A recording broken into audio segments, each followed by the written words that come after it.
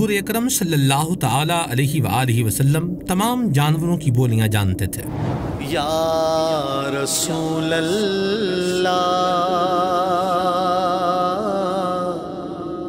جانور بھی انسانوں کی طرح اپنی فریادیں بارگاہ مصطفیٰ صلی اللہ علیہ وسلم میں لے کر آتے تھے۔ یا رحمت للعالمین۔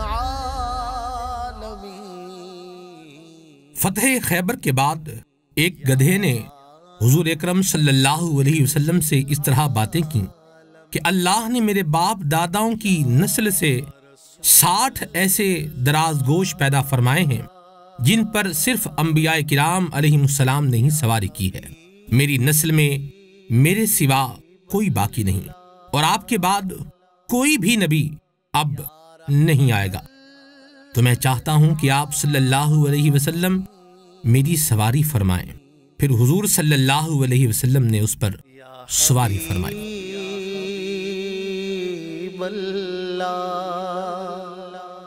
ایک جنگی سفر کے دوران آپ صلی اللہ علیہ وسلم نے تمام صحابہ سے ارشاد فرمایا، اگر کسی کے پاس سالن ہے تو لے آئے، سب مل کر کھا لیں گے۔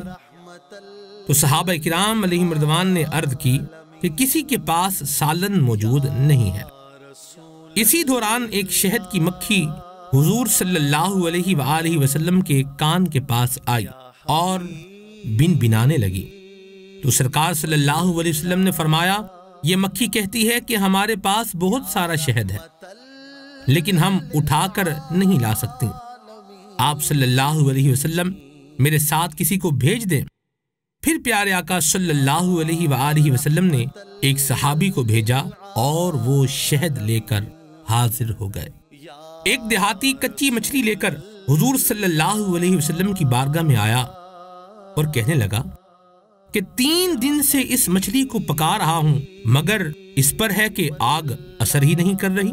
یہ سن کر حضور صلی اللہ علیہ وآلہ وسلم مسکرائے اور مچھلی کی طرف اشارہ فرمایا تو وہ بولنے لگی، یہ شکاری مجھے پکڑ کر گھر کی طرف آ رہا تھا اور آپ صلی اللہ علیہ وسلم پر درود پاک بھی پڑھ رہا تھا، میں نے بھی آپ صلی اللہ علیہ وسلم پر درود پاک پڑھنا شروع کر دیا، اس ہی کی برکت سے اب مجھ پر آگ اثر نہیں کر رہی۔ ایک دیہاتی نے حضور صلی اللہ علیہ وسلم سے کہا کہ میری یہ گوہ جب تک آپ کے سچے نبی ہونے کی گواہی نہ دے گی میں ایمان نہیں لاؤں گا۔ تو آپ صلی اللہ علیہ وسلم نے گوہ کو پکارا تو اس نے لبیک و سعدیک اتنی بلند آواز سے کہا کہ وہاں موجود تمام لوگوں نے سن لیا۔ پھر آپ صلی اللہ علیہ وسلم نے پوچھا کہ تیرا معبود کون ہے؟ گوہ نے جواب دیا، میرا معبود وہ ہے کہ اس کا عرش آسمان میں ہے اور اس کی بادشاہی زمین میں ہے اور اس کی رحمت جنت میں ہے اور اس کا عذاب جہنم میں ہے۔ پھر آپ صلی اللہ علیہ وسلم نے پوچھا کہ اے گوہ یہ بتا کہ میں کون ہوں؟ گوہ نے بلند آواز سے کہا کہ آپ رب العالمین کے رسول ہیں اور خاتم النبیین ہیں۔ یہ منظر دیکھ کر دیہاتی فوراً ہی کلمہ پڑھ کر مسلمان ہو گیا۔ نبی پاک صلی اللہ علیہ وآلہ وسلم کہیں جا رہے تھے کہ آپ کا گزر ایک ایسے اونٹ کے پاس سے ہوا کہ جس کے ذریعے کھیت کو پانی دیا جا رہا تھا۔ اونٹ نے جب نبی کریم صلی اللہ علیہ وسلم کو دیکھا تو وہ بل بلانے لگا اور اپنی گردن آپ صلی اللہ علیہ وسلم کے سامنے جھکا دی۔ حضور نبی کریم صلی اللہ علیہ وسلم اس کے پاس کھڑے ہو گئے اور فرمایا، اس اونٹ کا مالک کہاں ہے؟ مالک حاضر ہوا تو آپ صلی اللہ علیہ وسلم نے فرمایا کہ اس اونٹ نے شکایت کی ہے کہ تم اس سے کام زیادہ لیتے ہو اور چارہ کم ڈالتے ہو۔ مزید فرمایا، اس کے ساتھ اچھا سلوک کرو۔ پیارے آقا صلی اللہ علیہ وآلہ وسلم صحرا میں تھے کہ کسی نے پکارا، یا رسول اللہ صلی اللہ علیہ وآلہ وسلم۔ آپ صلی اللہ علیہ وسلم نے آس پاس دیکھا تو ایک ہرنی کو شکاری کے جال میں پھنسا ہوا پایا۔ آپ صلی اللہ علیہ وسلم نے ہرن سے پوچھا، تجھے کیا حاجت ہے؟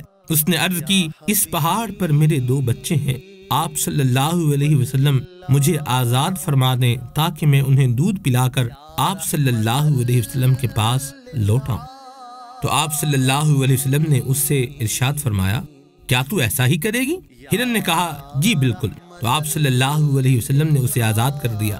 وہ چلی گئی اور اپنے بچوں کو دودھ پلا کر لوٹ آئی۔ تو آپ صلی اللہ علیہ وسلم نے اسے دوبارہ باندھ دیا۔